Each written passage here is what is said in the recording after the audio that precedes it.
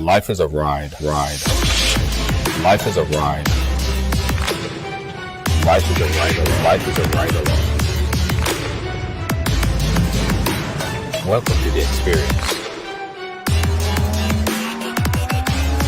Welcome to the journey. Welcome to the journey. A movement. This is Ride Along Live, where everyone has a story to tell.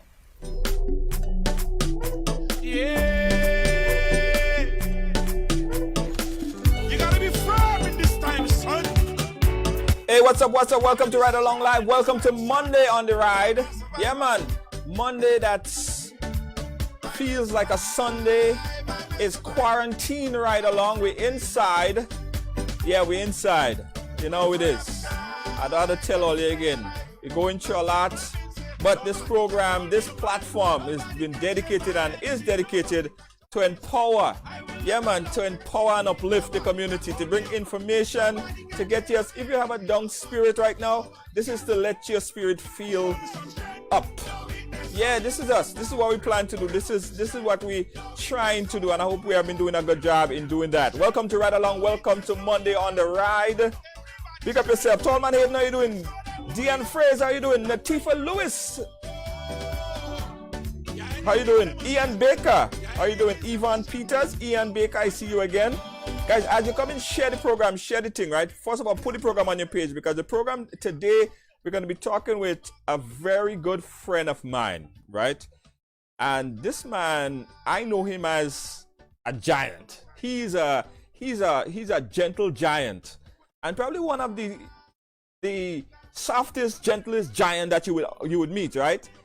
I have a long history with this fella, and the minute time I heard or I saw photos and information as to what he went through, man, it was difficult for me to even understand.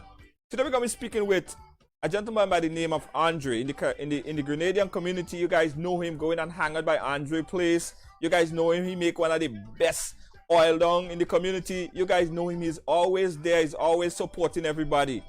Andre the Giant, although he's big and he's all that stuff, he's so gentle and always helping, always there for everybody in the community.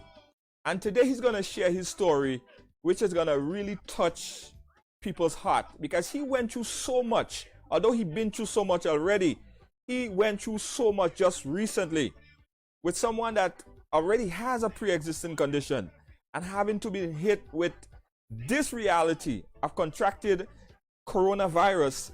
And you know the funny thing about it? Andrew don't even know how he catch coronavirus. And it's sad. Now, we're going to talk to him, like he shares his story, his survival story, time spent in the hospital, what it felt like, what it feel like, and what is he going through right now as of today. Very powerful story. I want everybody to listen. So everybody go ahead and share the program. Share it. Elizabeth, how you doing? Big up yourself. Lennox, how you doing? Everybody go ahead and share it. Share it.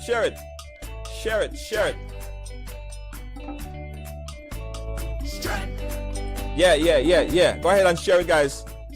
Yeah, Diamond, Marriott, how you doing? Guys, listen, also, I want you guys to do this for me, right? You woke up this morning and you look around, you were breathing, you could walk, you got some breakfast, you said hi to your family, you hug your wife or your husband or your kids.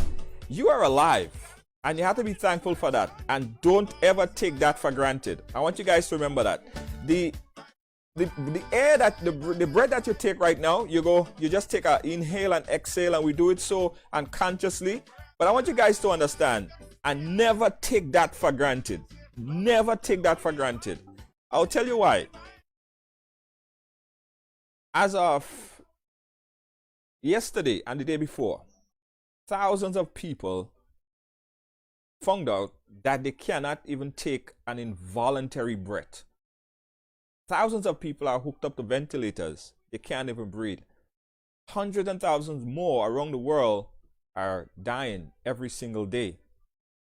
And they're saying, they're looking at us and saying, well, we are sitting here and we're complaining about this person that you don't like on Facebook, this person that you want to pick war with on Facebook, this person that you're trying to create all kind of animosity and hate for, people that you don't even know. And there's people that's dying. Now, I'm trying to tell you guys, there are a lot of more positive ways that we all could use our time. And don't take this involuntary breath that you just took a second ago, don't take that for granted. There's a lot more important things in this world that we all need to understand.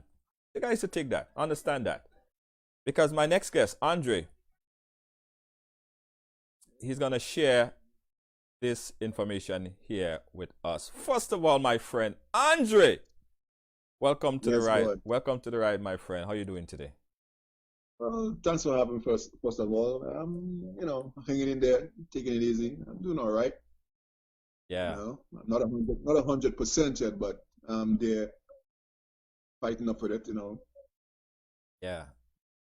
I was telling them our story, right? Because I met you when I think I was going to high school back then. And so that's a lot of years. That's 20 plus years going on the road down there. Way more than that.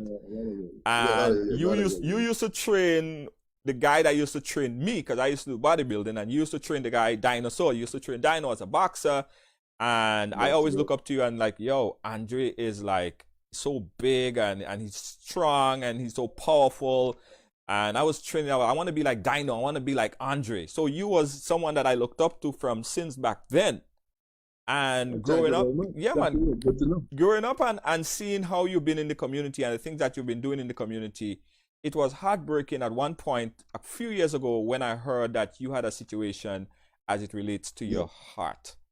Let's start back from that point, because we're going to talk about the pre-existing condition. Yeah, all right. So tell us about that pre-existing condition before a few years ago and what happened.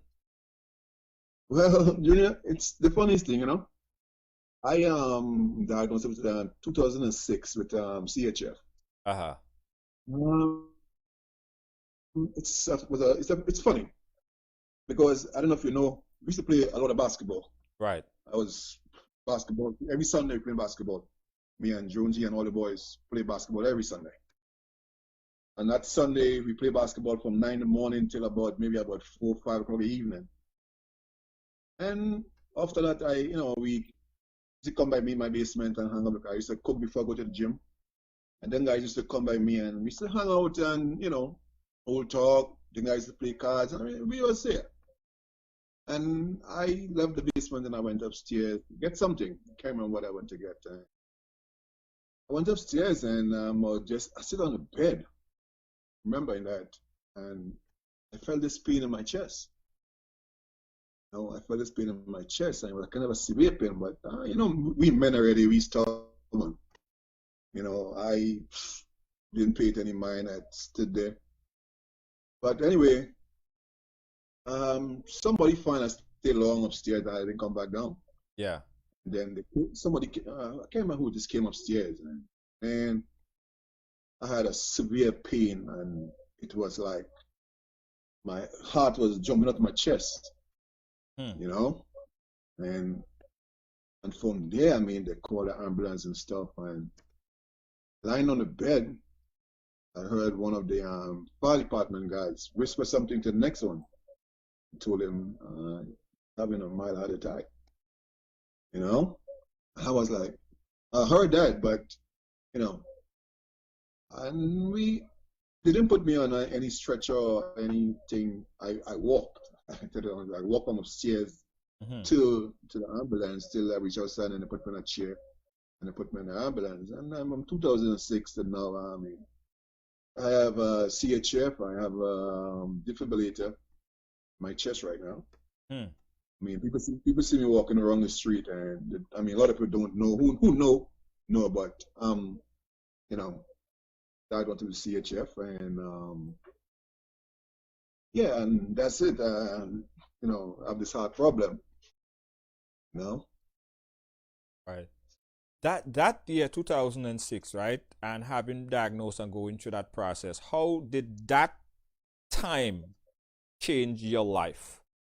At that time, 2006. Well, it changed my life a lot, but Junior, knowing me, I did not want that to stop me from doing what I know.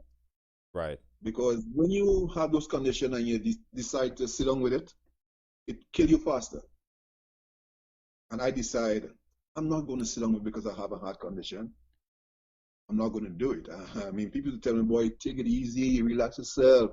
But I just decided, me, man, I love my cooking, and I'm going to do that. I'm going to do other things, and I just used to do what I got to do like I'm a normal person. Right. You have days that I just feel I don't want to come outside. I don't want to be around anybody. I just want to stay indoors.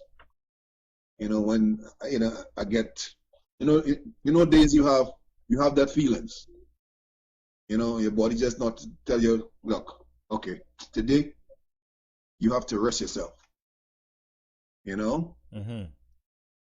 But still, I used to just go along, do what I have to do. Just to be active, just to stay positive that way. Right. Okay. So that episode, that point, that time frame of your life, it changed because now you have a foreign object in your chest that's assisting your heart to beat regular rhythms. Yes. So that is a life changer there. So I could imagine that the things that your diet. Go ahead. I have a machine close to my bed Uh-huh. that sends signal if anything happen straight to the hospital. Right. Anything happen, like I'm here and it go the system, the defibrillator in my chest, if it go out of rhythm, it send a signal straight to downstate hospital. Right. They could send an ambulance to my house. Wow. Yeah, they could send an ambulance to my house.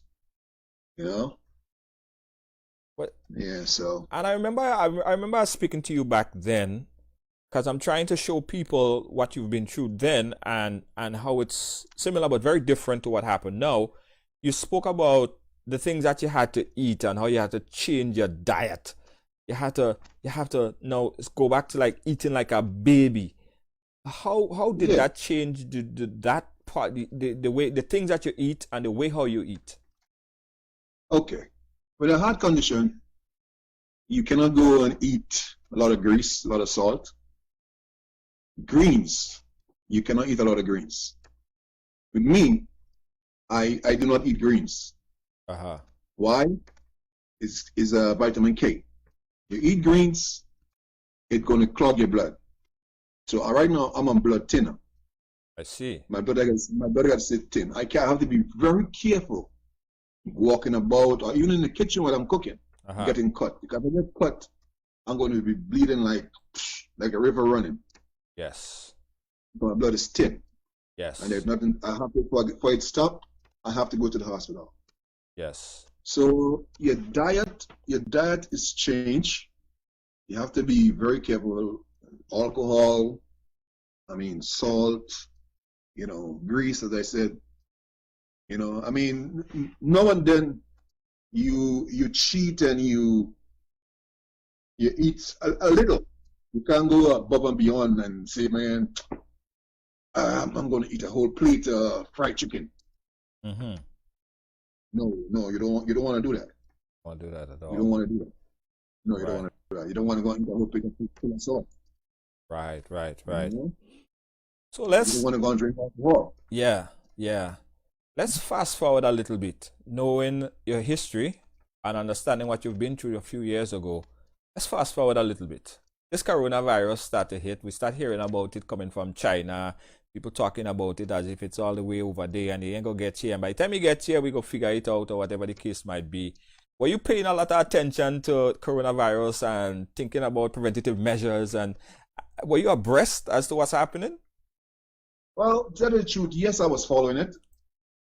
I mean, I was following it. When I start following it from the news come from China, and then I start, following the amount of people that are dying, and then start spreading all over the world, different part of the world, you know, and then it reached the U.S., right? And then, I mean, I had the government here to take long to acknowledge that, this thing is serious and to put things in place, but it reached. Mm-hmm. It reached. And we the public was not taking it serious at the time, Mm-hmm.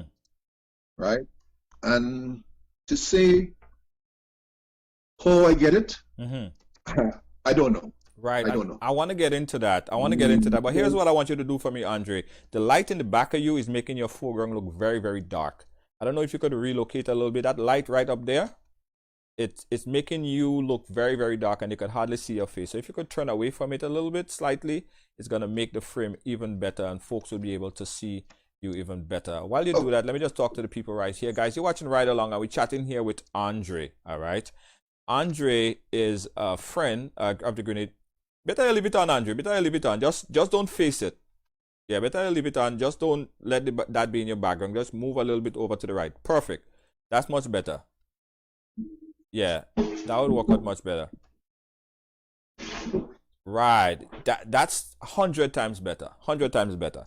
So I was telling people that, about what you've been through then and what happened. Now, so let's talk about the days before you started to not feel too right. What happened the days leading up to the day before you really realized, like, oh, I ain't really feeling too good? Okay. I know I had my regular doctor's appointment. Uh-huh. I had one. I usually go to University Hospital in the city, 186th Street. But I had one first on Linden and 37. That's my regular doctor here. Leading up to that was okay. I went to the doctor's appointment on Linden first. Then a couple of days after, I went to the one in Manhattan.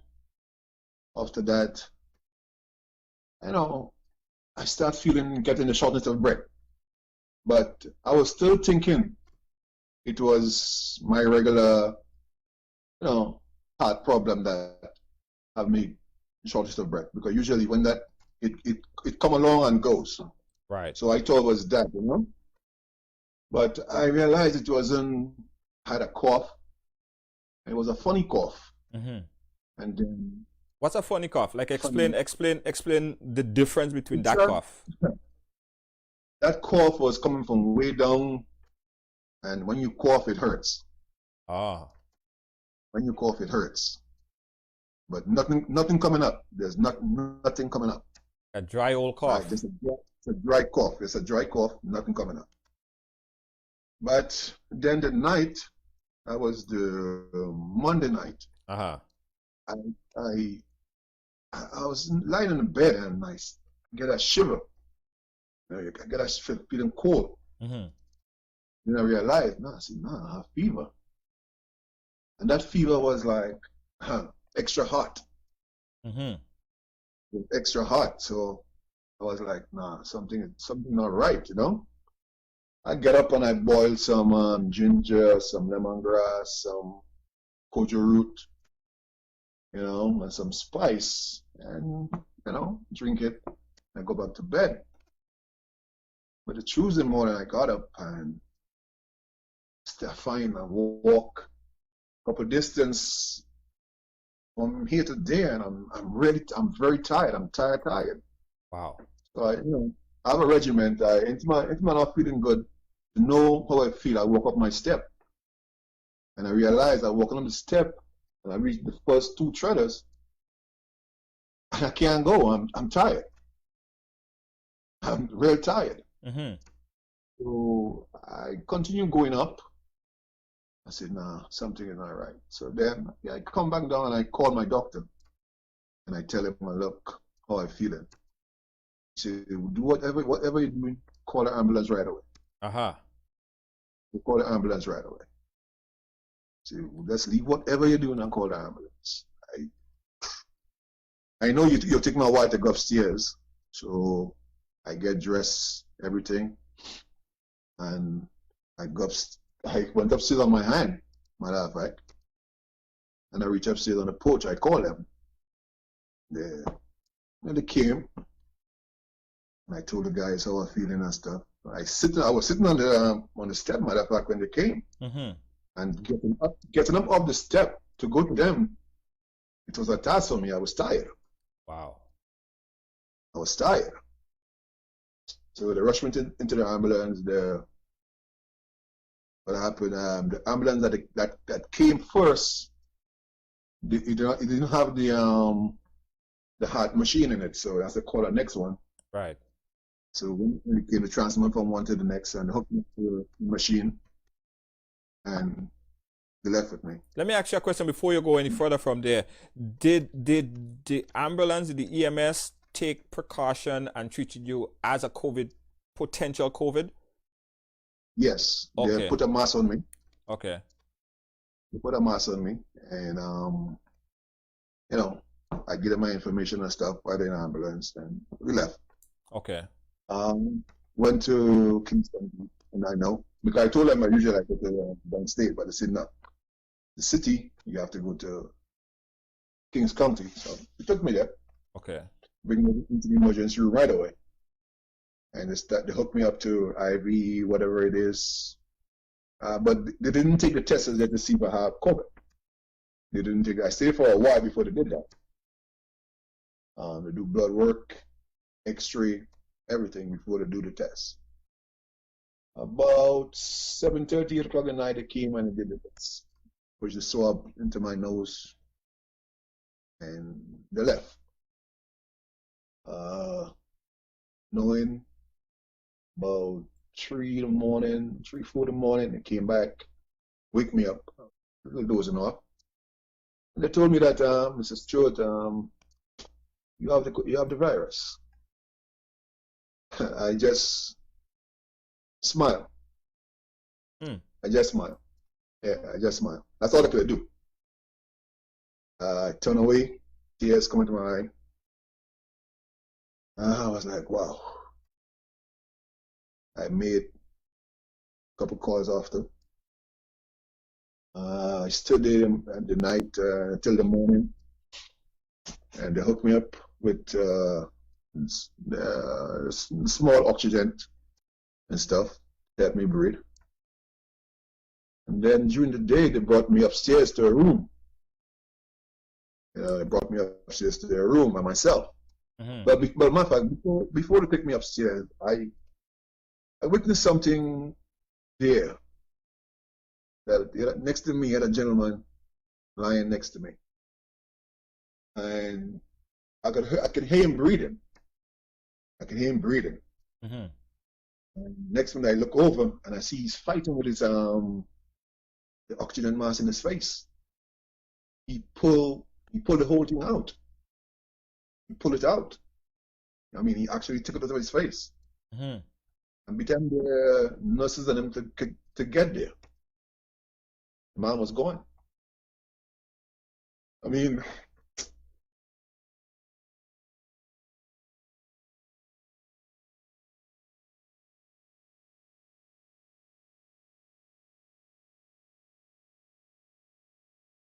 seeing that alone,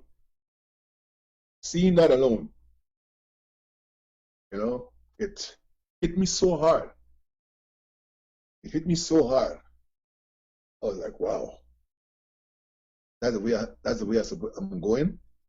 That's the way I have to go. And I asked the nurse who was seeing with me, what's wrong with the gentleman? And she said, my son, you have the virus. I was like, wow.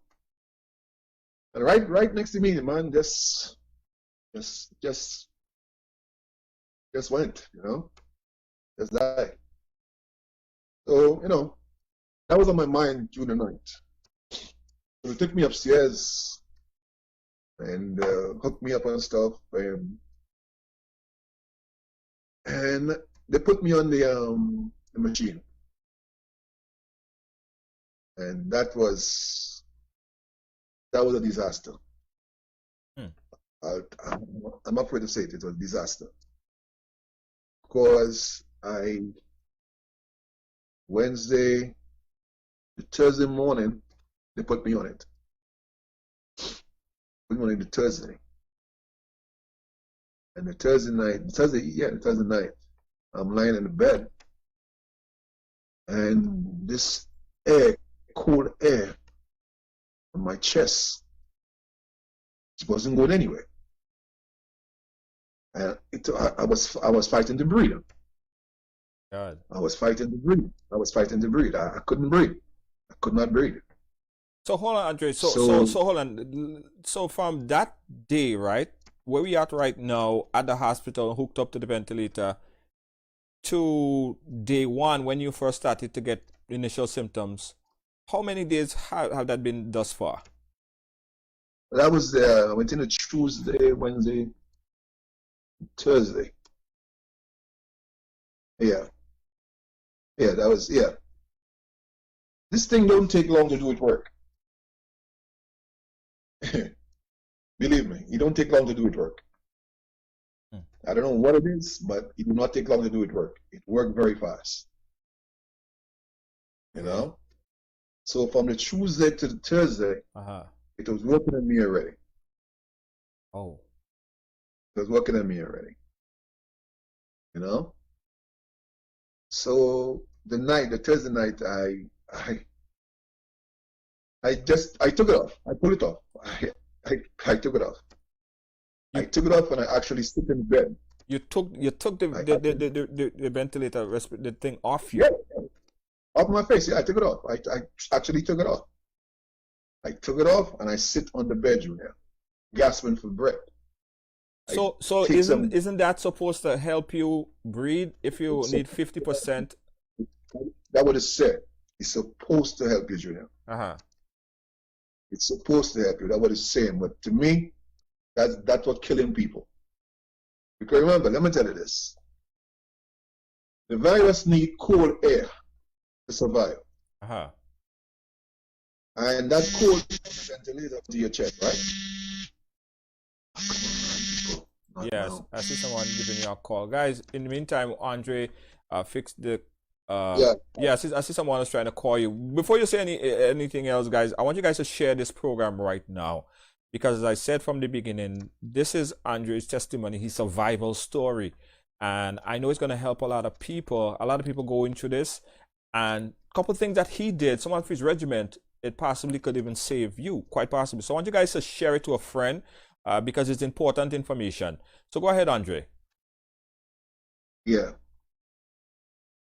This virus, you need cold air to survive. It sit behind your nose because behind there is cool. So that air now from the ventilator going to your to help you breathe. It's kind of a cool. So that helping the virus. That is helping the virus. That's what they say, drink a lot of hot stuff. All right. So I don't see any way with that ventilator helping anybody. I don't think so. Wow. I don't think so. I really don't think so. I say what they want, we cannot bring it down. I don't think that. Okay? So yeah, I took it off. And when the nurses I run to the room, they saw me sitting on the bed. And they asked me what happened. I told them I cannot breathe. I told them I cannot breathe. They was like, yeah? I said, yeah. So they put the regular oxygen on me. And I came lay in the bed. Yes, I put it on and stayed there for a while and get back feeling normal. Started feeling better. You know? So to keep it on for the day, I got up and they came back to the room about 2 hours after. And when they came back, I was standing in the room, looking out the window. Looking out the window. You know, so nurse was like, what are you doing up? You're supposed to be in bed. Go back to bed. I went back to the bed and they put back the oxygen and stuff, you know. Um, it the pain, the body pain, it come with a body pain, Mm-hmm. Junior. Mm-hmm. It come with your joints. Yeah, I wanted to understand because people saying body pain, and I don't think people quite understand the No, no, severity of no. the body pain. If you could use some adjectives for us, because people still don't understand it. Oh, like body pain, they could deal with it. But everybody talking No. about that body pain, that pain. Junior, I'm telling you, I am not wishing that for my worst enemy. Seriously. Mm-hmm. That take a hold of your joints, you're in problems. Mm. I suffering from a thing they call gout, Mm-hmm. right? I think is that type of arthritis. You cannot eat shell food, red meat, and that kind of thing with Right. that. And so once you have that and that virus take a hold of your joints, I mean, any part of your body you have any kind of an injury or anything and you get a hold of it, Mm-hmm. you're in problems. I mean, your whole body is like somebody beat you. I'm lying in the bed and I'm tossing and turning because you don't know how to lie. You don't Mm-hmm. know how to lie down on the bed because you're in pain. I only have to stay on my back. Mm. When the nurses and kid come in and they ask me how I'm doing, all I can tell them, I'm okay. Wow. That's all I can tell them. I'm okay. I mean, I get injection maybe like 5 times a day. Yeah. But here's the other Yeah, thing, Andre. You said earlier about the blood thinners, right? And yeah. how that, with your blood thinners, your blood is very thin. How what kind of precaution they took knowing that you are on this blood thinners and you have to get injections and you have to go through all this other stuff. They have to take blood and all these things. How did they work around that? Well, I mean, they work around very easy because lying in the bed, Mm-hmm. your blood, especially on your blood can settle in your back or around your lungs and get clogged. Okay. So they have to continue giving you, well, they was giving me the liquid form of the blood thinner. Okay. It I see. travel faster through your blood. When I'm home, I take the pills, Okay. right? So that's why I have to come and do my blood every 3 hours. That to come and take blood, and see how it is, Mm-hmm. Right. right? 'Cause you have to stay thin. You cannot settle, Right. you know. So that I was doing, you know. Let's go back to where you said that you sat there or you stood there and you started to look outside and you're looking at outside, you're seeing people moving, you're seeing life happening outside. Go back from there and tell us your emotion. What happened after that point when you was observing everything?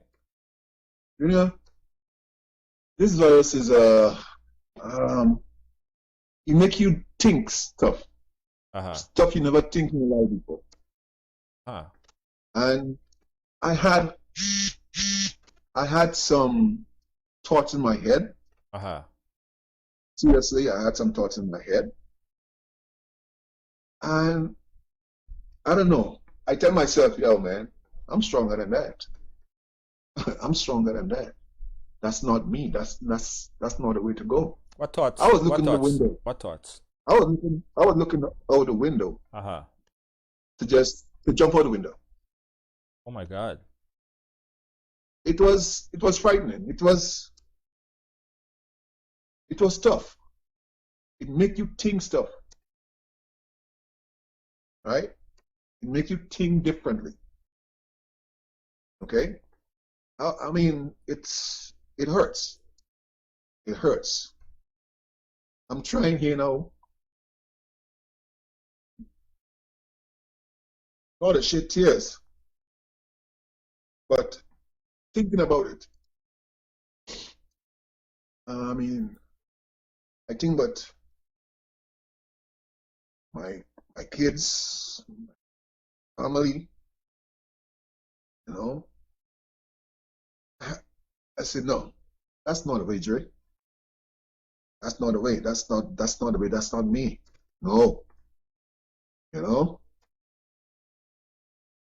I said, okay. I went back in the bed. I lie down. The night, Junior. That's why I want people out there to listen to me very carefully. There's a God above. Who say there's not a God above? Something is wrong with them. I mean, I went in the bed and I lie down. The night. Junior, I mean, this is the first time. I mean, I had my heart condition already. I mean, that's chances I had. That's chances I had. Right? And that night in that bed, Junior, I'm lying there, you know, and a ball came in my chest. It's like, you know, like when you eat late at night and the food is right in you. Uh-huh. That was just right there. I couldn't breathe. I couldn't breathe. Uh-huh. So I tried myself. I took the oxygen back. I put it in my nose, put it back on. And Junior, something just come and hit me in my chest. And whatever was there came out. It came out, Junior. Mm. It came out. And I take one big gulp. And I breathe. Sigh of relief. A sigh of relief. I was like, wow. I'd get up, I sit on the bed, I take a drink of water. Water, you ever taste water, Junior, that you drink water and it's bitter? Water was bitter in my mouth. I was like, wow. It was bitter. I had a thing of juice there, a thing of orange juice that my daughter bring for me. And it was extra sweet. You have no taste of nothing in your mouth. You're eating stuff and you don't know what the hell you're eating. Mm-hmm. Yeah, the juice is like you put extra sugar in the juice, and it's regular orange juice. It's extra sweet. I couldn't drink it. Right? I couldn't drink the water. I had to suck ice. Just to help me, because you know you have to have something. But then they tell me I can't eat all this ice because I was like, okay, you know. But I want to tell people out there, this thing is serious. It's very, very serious. You might take it for a joke and go out and still hang out, but you don't know who have it. You don't know who you're going around. You don't know. Right? You don't know who have that thing. You know, it is serious, people.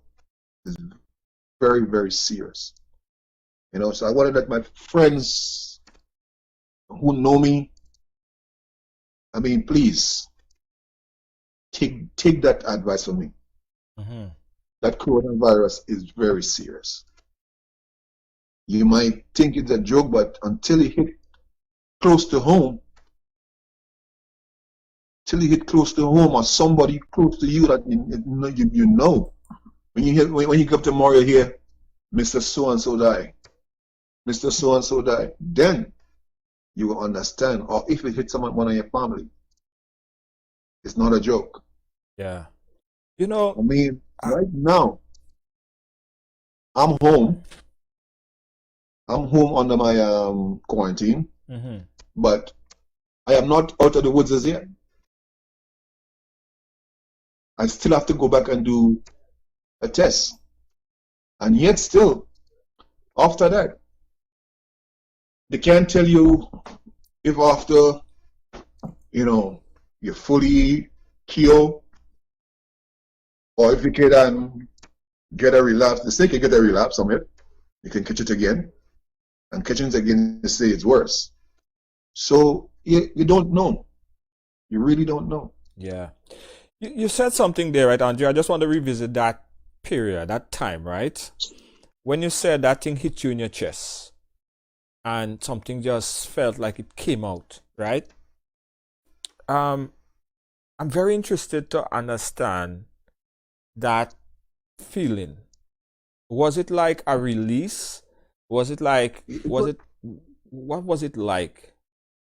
yeah, it was a sigh of relief. Like it had a ball of air there, and it wanted to come out, Uh-huh. and it did came out.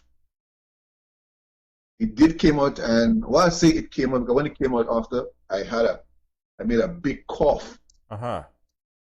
made a big cough, you know. So I knew something was there, and it needed to release itself, so it released it and it was out, you know. When they came back the night about 10, and they watch the little meter that they give me with the oxygen, and they say, "Wow, I'm so sweet, 100%, and your fever is gone. You're breathing, you're breathing on your own." I was like, "Yeah." They say, "Well, we can send you home now. You ready to go home? You got to go home." You know, they say, "You ready to go home?" Wow. You know, but I still tell them because they wanted to send me home the Thursday. I told them no. I told them no. I said I'll stay until the Friday. Mm-hmm. Yeah, I told them that. They told me to say, staying here, you can get sick. You can get worse. You know. Mm-hmm. So I said, okay. The Friday evening, he came and they took me home. So I mean, I just want people to know it's coronavirus. I mean, nobody know what it is, what what it is. All we know is it's a virus that it kills, and I want people to take it very seriously, Mm. very, very seriously. Mm. It's not a joke. I'm begging, I beg people, please, please stay inside, watch where you're going, yes, we Grenadians, we Caribbean people love to hang out. Please be careful. Wear your mask, wear your gloves, wash your hands when you come inside. Do what you have to do to protect yourself, protect your family, protect your friends. People see your friend, try and protect one another. Mm-hmm. Try and protect one another. I mean, it's a Caribbean community. Please, I mean, I didn't go there to get it, but it hit me. It hit home. Mm. And times I'm sitting here by myself, and I just watching the ceiling, watching the audition.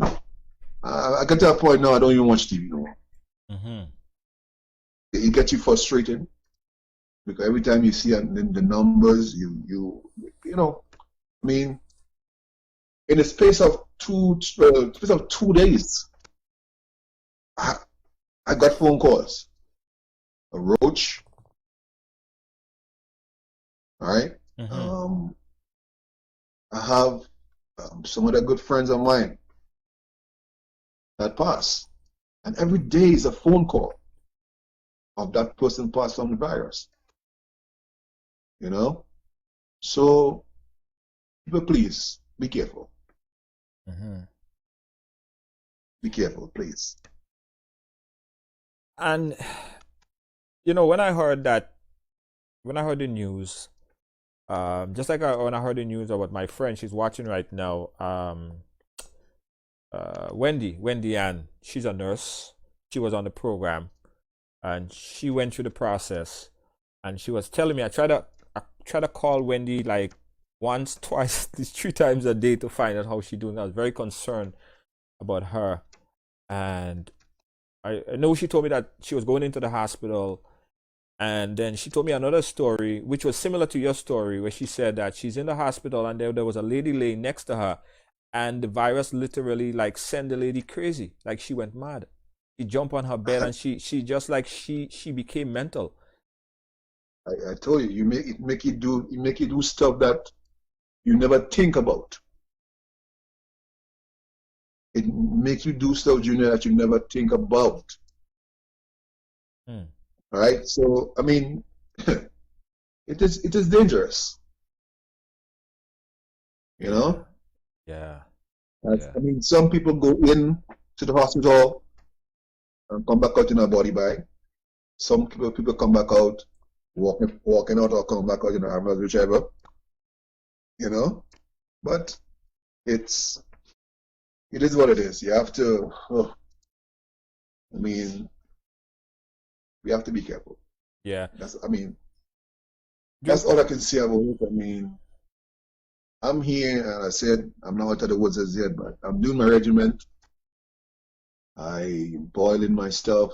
Up to yesterday, I did a steam, which I boiled some onion, some lemon, some salt, and garlic, and all this stuff. And I put my head over a bucket of hot water, Junior, Yeah.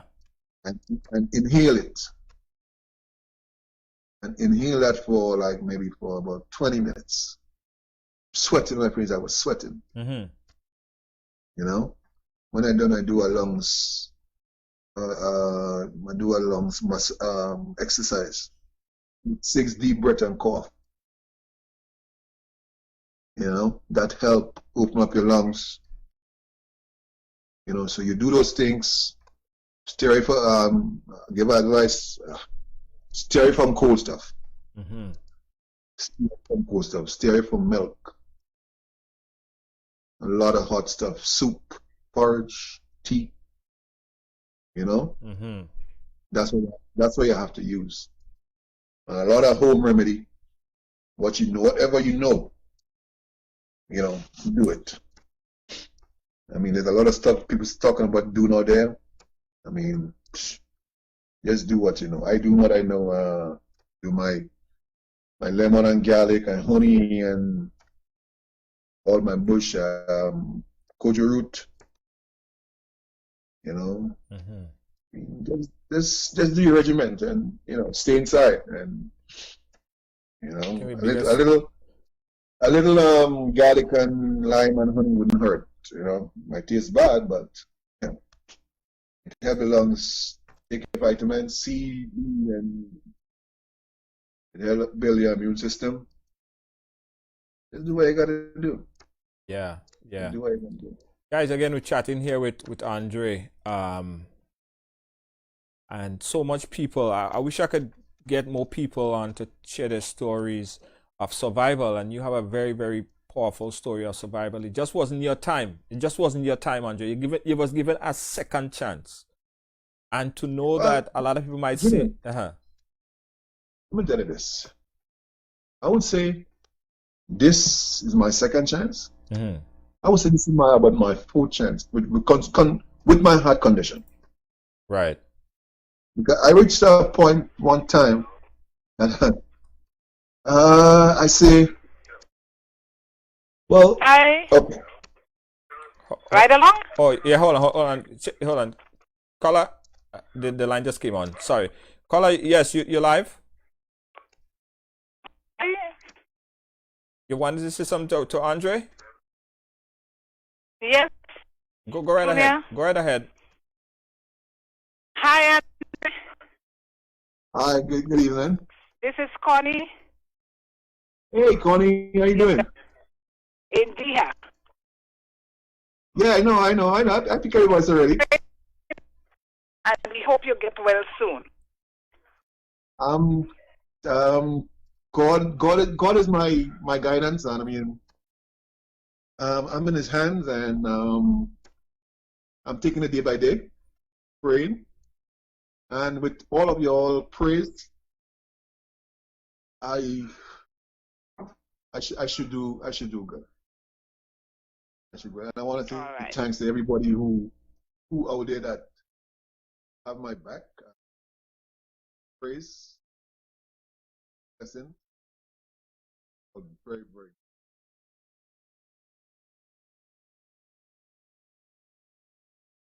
Back is broken. Thank you again to everybody. Thank you again, Connie. Yeah, line just came on. Yeah, Andrew. So you were saying about the chances, your chances that you think that you have. Yeah, let's go back a little bit, Junior. 2011, right? Mm-hmm. From 2006, right? I did not have the pacemaker, the defibrillator in my chest. 2011, I can never forget that Sunday. I went to Costco.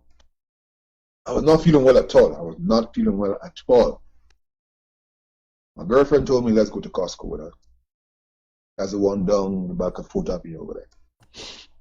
And I did. And you know, I was crawling. I was crawling. She asked me what happened to me. I told her I'm not feeling well. But I can phone her to go to the hospital. I tell her no. Say, okay. Went to Costco with her. We walk around, we do what we have to do. When she went on cash, you know, I went and sit on one of the benches inside Costco. And sitting on the bench, a little lady sit on the next side opposite me. She's a Jamaican. I can never forget that lady. She's a Jamaican. She just stretched over her hand and hold my hand. She said, young man, you're not feeling well, huh? And you're sick very bad. Just like that. Mm-hmm. Just like that. You know? And tears come to my eye. I was like, wow. So my girlfriend finished, she was cashing, so she finished cash. And she was telling me, we're going to the hospital. I keep telling her, no, I'm going home. I said, no, we're going home.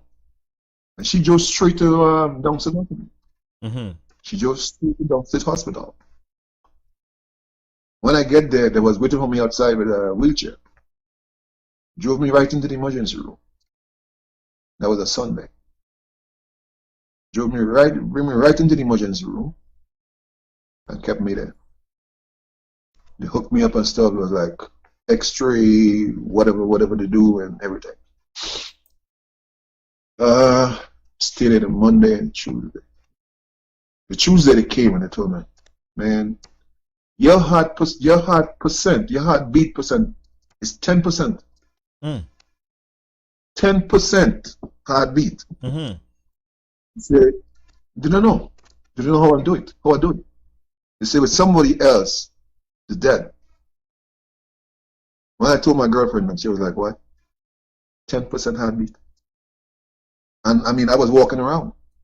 Wow. I was walking around. So right away, the Wednesday morning, bright and early, 7 o'clock, and I can never forget that. They ride me into the operating room. And they put 2011, they put that defibrillator in my chest. They help me breathe. And I have this thing in my chest up to the day. 2013, no, 2015, yeah. They changed it. They changed it because of the battery. Mm-hmm. Well, the one I have now is a Samsung. It's an upgrade one. It lasts longer than the first one. So it's much. The one I have right now is much better. Mm-hmm. Mm-hmm. You know. So my chances in them is great. I mean, I want to say there's a God. There's a God. So if right now I don't want to take heed of what's going on in my life or what went on in my life, something is wrong. I have to pay attention. I'm getting too much chances. Yeah. Yeah. I'm getting too much chances. I have to take it and run with it. Yeah. How do you think, in general sense, how do you think that this will change your life. Post COVID-19, the world is somehow back to some kind of normalcy. People are going about their regular daily lives. How do you think you would be able to go forward? Do you think that you could go back to your normal as you know pre COVID-19, or what would be your new normal? Well, I will have to make some changes and some serious ones. Mm-hmm. I will have to. One, I mean, people might say, "Oh, the church wouldn't help you," or whatever it is, but they say you can stay home and do the same prayer. But going into a church and being in a congregation and getting the vibe of the preaching and the, it will do a lot. It will do a lot. As you know me, Junior, I love giving people advice. Mm-hmm. I'm not, yeah, I'm not a violent person, Mm-hmm. And coming from that, I would love to give my friends, anybody, advice to do anything. Yes. Just be positive. Yes. Just be positive. That's me. That's my motto. Yes. Yes. Yes. That's my motto. I love being positive. I mean, I will see you in a fight, and I don't even know you. I'll tell you, yo, that's not the way, man. Walk away. Yeah. Let's walk away. Let's walk away. You lived to fight another day. Let's walk away. Yeah. So I definitely will make some changes in my life. I will make some changes in my life. And I wish a lot of people out there could do the same thing too. I wish my people, Caribbean people, can do the same thing too. Mm-hmm. And so, so the people out there that free from the virus, let's stay free from it. Let's try our best and stay free from it. Let's do that. The people in Grenada, my people in Grenada, my friends in Grenada, and my kids in Grenada, I want to say the same thing to you all too. Please, it is serious. Listen to you mightn't be an NMP, you mightn't be an NEC, but whatever they say, whatever the government say, whatever the authorities say, please listen to them. It's for our good. We don't want it. We don't want it in Grenada. We have a couple of cases already. It didn't spread in whoever, let's keep it that way. Mm-hmm. We don't want it in. And Yeah. I'm begging. And the Caribbean Please. as a whole. Yes, the Caribbean as a whole. Let's listen to the authorities. Anyway, any Caribbean country, let's listen to them, please. Yes. No? I mean, as it's not a time for this and for that and for that.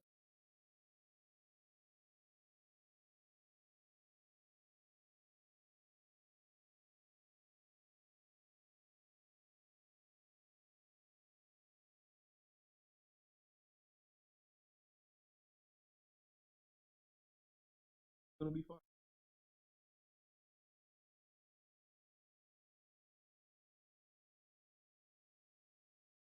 Asking a chance to look at the chat, and someone was saying that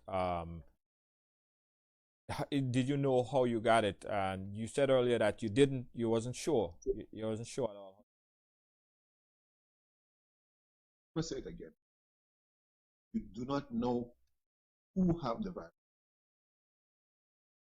You don't, right? You do not know who have the virus. You go out there and somebody might touch something or cough or something like and right away you catch it. You don't know who have it. So you have to be careful. I don't know who I catch it.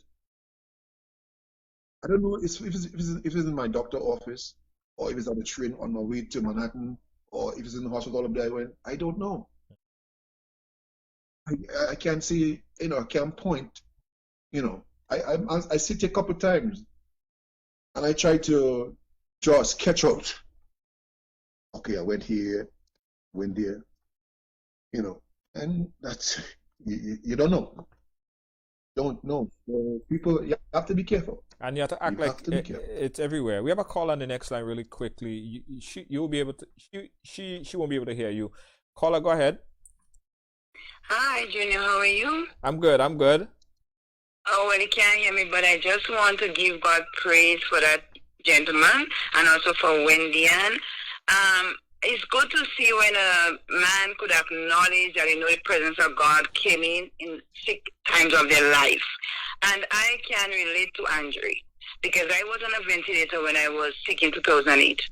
And it's not a good feeling, and in the room cold. So I know what he went through. It's not COVID I had. I had blood cancer, bone cancer, to be precise. And I'm telling you, Andre, God is good. Give God a praise. You and Wendy Ann, don't stop praying, trust and believe. As I was saying to my son in the house, when you're on the ventilator, if you are scary, when they put that thing down in your throat, that's it. You got to relax and take it easy. So for all the people listening out there, if that happened to you, God forbid, and you go on a ventilator, you cannot be scary, because when they take that thing down in your throat, if you lose that breath, that's it. Just trust God. Your body might be going dead, but keep your spirit alive, because that is what you got to know. If you keep your spirit alive, all will be well. So I just want to send out blessings to everyone. Keep safe and be safe. All right? Thank you so much, caller. Thank you so much. Yeah. Bye-bye. Yeah. Thank you. Yeah. Yeah. Yeah. Very scary. No? Know that you're doing well. What about your family? Anyone else in your family contracted it? No. Thank God, knock on wood, nobody in my family have it. Right. And I just wanted to say, my daughter is here, and she's working out there. Her friend, her kids, my niece, but she work on JetBlue, so I'll be scared for her. My Right. sisters and them back home, brothers and sisters back home. I mean, family in Trinidad, family in Barbados. I mean, wherever they're there, I just want them to be careful, and let's be free of this virus and hope it blow over and go its way, and everybody get back to normal, please get back to normal. And I mean, as I said, not because it go, don't feel it. As I say, it can come back. Right. True. It can come back. But we don't know what this thing is about. Yeah. True. A lot of people still don't know. We got another call on the line really quickly. Caller, you live? Hello? Caller, you live? Okay, caller got cold feet there. True, there is still a lot that is unknown, but what we advocating to everybody, whether you're in the Caribbean, whether you're in New York, whether you're in New Jersey, whether you're in England or everywhere, this thing is everywhere. We're advocating for people to stay inside, and if you don't have to go out, please stay indoors. Avoid large gathering. Just pretend like this thing is everywhere outside. Right? Pretend that it's like everywhere. And if you go outside with that kind of idea, then you would understand, like, everything you touch, think about it as it's contaminated potentially. Every single thing. Yeah. And it's funny. The funny thing about it, which we're gonna have another discussion about this whole thing on Sunday. We have a Sunday program. Is that the Black African American community, especially here in the United States, are overwhelmingly catching and dying from the coronavirus, more so than almost any other community, right? And what is causing that? We need to look at more as to education. I don't know if a lot of people are educated in how to take good care of themselves. They don't have some people don't have the resources, or some people are still have to do those things like ride trains, public transportation, be in large groups. They still have to do it as a way of commuting and going back to work. So sometimes it's just unavoidable in some instances. And then the healthcare system is just you know, it is a lot of black people are not getting the care that they need at this time. A lot of black people are dying, and we're going to talk about it on the Sunday program. But Andre, I thank you. I thank you, and I'm happy that you are okay. I'm happy that you are much stronger than how I saw you on the hospital bed. I think I have another call coming in. Let's see who's on the call. Caller, you live? Hello, good evening. Hi, good evening. Where are you calling us from? I'm Toronto. Toronto. Hi, Toronto. Go ahead. Hello. Yeah, hi. Go ahead, Toronto. I'm calling from Toronto. Go ahead, Toronto. We're hearing you. Go ahead. It's Lydia. You're breaking up. I'm not hearing you. No, go ahead. Go ahead, Lydia. Go ahead. We're hearing you. Go ahead. Is that Lydia? Okay. Hi, Andre. Andre here. Hey, Lydia. I'm hearing you. I'm hearing you. Yeah. Hi, Andre. We were talking this morning, how you and doing? we were cut off. Yes. I just want you to continue to trust God. It's only Him that is alive today. Nobody else. Not the doctors, the nurses, but your faith and God. So just continue trusting Him, believing in Him. And if it's your choice now to serve Him, give Him this time in your life, go right ahead. Yeah. Most definitely. I'll Lydia. continue to pray for you, I'm and doing we'll that. continue that conversation. Okay, Andre? All right, then. Thank you very much. Thank you. Yeah. Outpouring of love and support for you, Andre. I was saying, I wish you all the best going forward. And this journey is not ended as yet. This journey is not ended and has not ended. Go ahead. I want to say one thing before we close. There's some Grenadian nurses out there. I mean, but not. I won't say Grenadian nurses. I want to say all the nurses and doctors out there that's in the hospital on the front line. I want to praise them. Mm-hmm. I want to praise them because doing that work, leaving their family and going to the hospital every day, how many hours, seeing what people with that virus, and then have to go back home to their family, where they can bring it back home to their family. It is not easy. So I want to praise them. I want to, thank them, because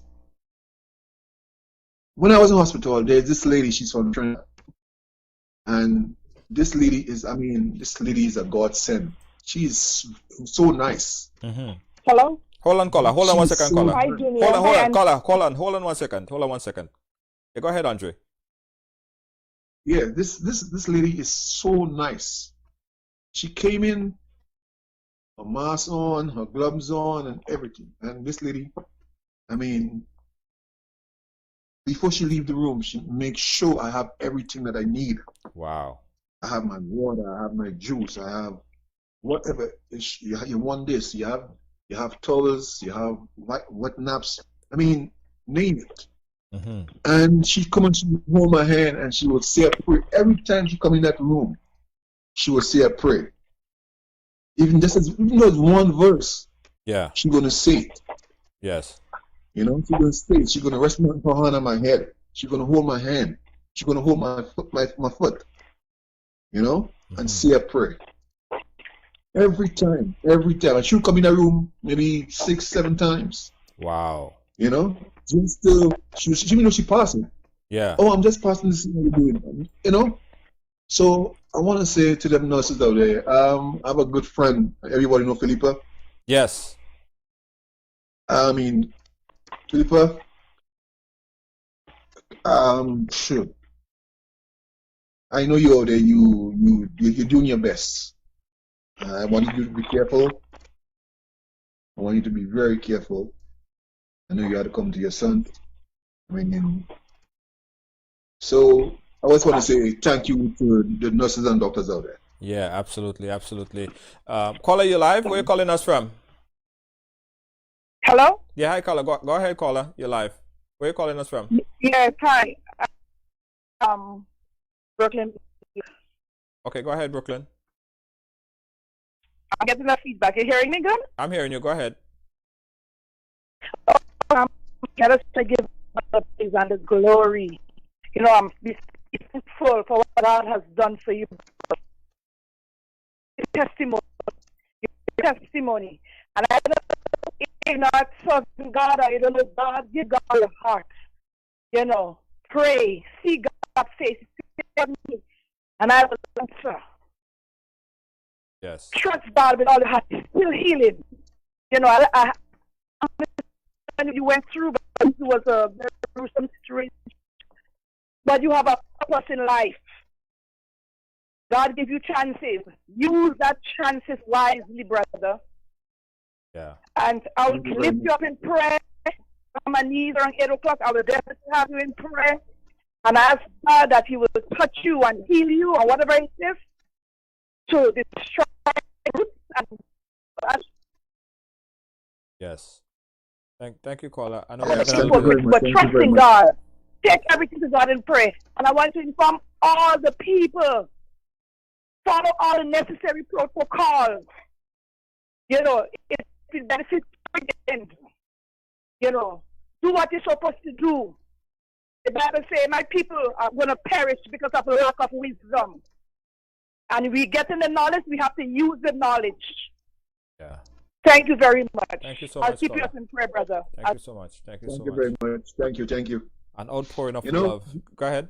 Junior, people might say it's only in a time of distress people pray. But I learned something from my mom. You know, she said, always to tell me, first thing in the morning before your foot touches the ground, getting off the bed, say a prayer. And that's something that instilled in me. Before my foot touches the ground in the morning time, while I lie on the bed or I swing to get off the bed, my foot, I say a line of prayer. Yeah. You know what I mean? Start my day. And, you know, it's not only now in a time of need that, you know, we have to pray. We should do that every day. Yes. Yes, I agree. Just walk in the street. Just stand up and just say, Our Father. Mm-hmm. You must say the whole Our Father, but just say a 2-line from the Our Father. Yeah. You know? So it's out there. And Junior, I want to say thank you very much. I mean, so we can enlighten our people out there of this thing. It's not over. We don't know when it's gonna be over. Yes. You know, so you have to be careful. And all I can say again, my people, our people, Caribbean people, please, let's be careful. Be careful. It's out there. That's Coronavirus. It is serious. yeah. I want to say thank you very much. No problem. One last call before we wrap it up. Here we got a caller from London. Caller, go ahead. Hello, good evening to you, Junior. How are you doing? Hope all is well with you. It's Alban here. Usually I don't really call, I listen, but I don't call. But I just wanted a special good evening to the man Andre. Andre and I go back way back when. And when I saw the photo of him in the hospital bed, I was like, whoa, a strong, powerful man like that, and this virus just have him on a bed like that. But most we can do for him right now and pray for the world is just to pray for everyone. Andre, you know I'm always there for you, supporting you 100%. So I want to see you back up strong. So the next time I come to New York, we're going to win the boxing ring and have a good little knockout. You know what I mean? As usual. Yes, yes, Mr. Different. How you doing, boss? How you doing? Yeah, man. Yeah, I want to see you back in the ring. You know, we always used to challenge you. We're going through the same challenge again, because by the grace of God, you're going to come out of that stronger on the other side. We pray for you, and we keep praying for you, and God will always bless you. But just before I go, there's just part I want you to remember of the scripture. I want you to remember. He said, "Though I walk through the valley of shadow of death, I will fear no evil, for thou art with me, thy rod and thy staff will comfort me." You will be okay, and all will be well. God bless you, and we'll be in touch. All right, thank you, brethren Thanks, from Albert. London. Thanks, Albert. Yeah. So you see, when you are a good person, as you are, you have so much support. You have people all over the world, people that you help. You did a lot of stuff for me too. That's why, with all that, I know you're getting tons of calls as well. All the goodness that you've done in your life would come back to you. You paid it forward, You paid it forward. All the things that you've done, the goodwill, the good advice, the assistance, all of these things that you've done in your life is coming back. And similarly, I tell people the same thing as it relates to the negative and the bad things. The negative and the bad things that you do in life, you're paying it forward. So the best thing you could do right now is to transform. If you're not in that part in your life, transform yourself, transform your life. It don't take anything to be good. And Andre is a prime example of that. Andre has been and is a good individual, a good friend, a good loyal friend. And Andre, I just want to personally say thank you for all that you've done for me personally. You're a good friend of my family, a good friend of my brother Ian, Johnny, Julian, my mom. You know my whole family. You know how we go. And I just want to say thank you for all the goodwill. But the fight has not been won as yet. There's a lot more battle. The battle is still continue, and we wish you all the best, as wish everybody else that has gone through it and that is going through it, and even for the people that may go through it. I don't know. I might succumb to it tomorrow. I don't know, right? And I would just appreciate the same type of love, the same type of what that I give. I would appreciate it back from anybody, and anybody can appreciate that because you have a good heart, and that is what's important. So I thank you, Andre. Right. Thank you very much, Junior. All right, guys, we chat today a bit with Andre. Andre, we'll keep in touch and stay cool, my brother. All right. All right then. All right, bye-bye. Yeah. Okay.